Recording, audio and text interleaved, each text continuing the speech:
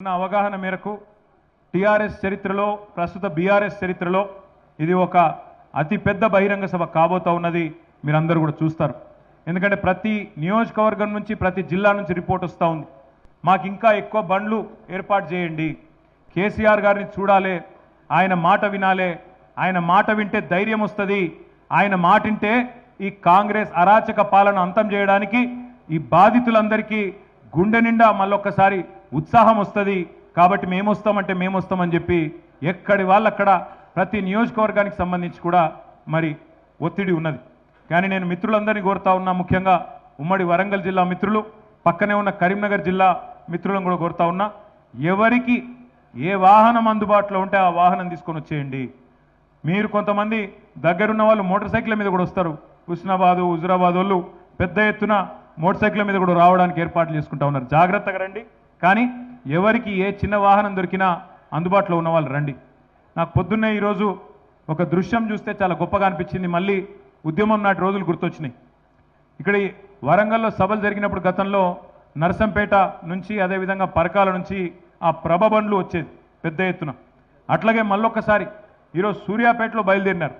అప్పుడెప్పుడో బండి యాదగిరి గారు పాట రాసినారు, బండి వెనుక బండి గట్టి అందరం పోదాం బయలుదేరని.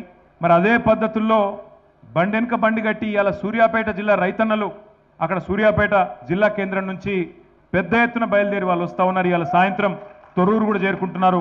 మధ్యాహ్నం 4 గంటల వరకు దంతాలపల్లి, తర్వాత 6-6:30 వరకు తొర్రూరు కూడా చేరుకుంటా ఉన్నారు. ఎడ్ల బండ్లు మొత్తం ఎడ్ల బండ్లు అక్కడి నుంచి ఇక్కడి వరకు ఎండపొడ తలగకుండా పొద్దున 9 లోపల ఆగుతున్నారు. మళ్ళా సాయంత్రం 4కి బయలుదేరి సూర్యాపేట నుంచి బయలుదేరి ఉద్యమ స్ఫూర్తి చాటుతూ రైతాంగానికి కేసీఆర్ గారి మీద ఉన్న ప్రేమను చాటుతూ అక్కడి నుంచి బయలుదేరి ఇక్కడ దాకా వస్తూ ఉన్నారు. మరి వారిని చూసి మనందరం కూడా నేర్చుకోవాలి. 60 లక్షల మంది గులాబీ దండు ఏదైతే ఉన్నదో వారందరికీ నా ప్రార్థన, ఇంతకు మించిన పని మనందరికీ కూడా ఏమీ లేదు. కాబట్టి మరి అందరం కూడా బయలుదేరుద్దాం. దయాకర్రావు గారు చెప్తున్నారు వర్ధనపేట నుంచి కూడా 500 ఎడ్ల బండ్లు బయలుదేరి రాబోతా ఉన్నాయని చెప్తున్నారు. కానీ ఆ ఎడ్ల బండ్లతో ట్రాఫిక్ జామ్ చేయకుండ్రి, 26 తారీఖే చేరుకుంటాడు చేయండి. ఎందుకంటే గతంలో కూడా ఎన్నో అనుభవాలు ఉన్నాయి. వరంగల్లో సభ జరిగింది అంటే జనగామ దాకా ట్రాఫిక్ జామ్ అయిన సందర్భం మీరే రిపోర్ట్ చేసినారు. అట్లా కాకుండా ఈసారి పద్ధతిగానే ప్లాన్ చేసుకుంటున్నాం. 2000 మంది వాలంటీర్లను పెట్టుకున్నాం.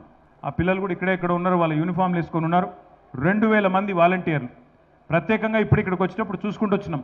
చిన్న చిన్న కల్వర్ట్లు ఉన్నాయి. కాకతీయ కాలువ మీద కానీ కొన్ని చోట్ల వర్క్ నడుస్తున్నది. అక్కడ రోడ్డు నేరోగా ఉన్నది. అక్కడ ప్రత్యేకంగా వాళ్ళని డిప్లాయ్ చేద్దాం అనుకుంటా ఉన్నాం. అక్కడ 10 మంది చొప్పున ప్రతి చోట ఎక్కడికక్కడ అరేంజ్ చేసుకొని వాళ్ళు వచ్చిపోయే ట్రాఫిక్ మేనేజ్మెంట్ కూడా మరి ప్రభుత్వ వ్యవస్థ సహకరిస్తున్నది. ఇప్పటిదాకా పర్మిషన్ కూడా ఇచ్చినారు. వారు కూడా పోలీసు వాళ్ళు కూడా మరి ట్రాఫిక్ నియంత్రణ చేస్తారు. కానీ మా ఏర్పాట్లు కూడా మేము చేసుకుంటా ఉన్నాం.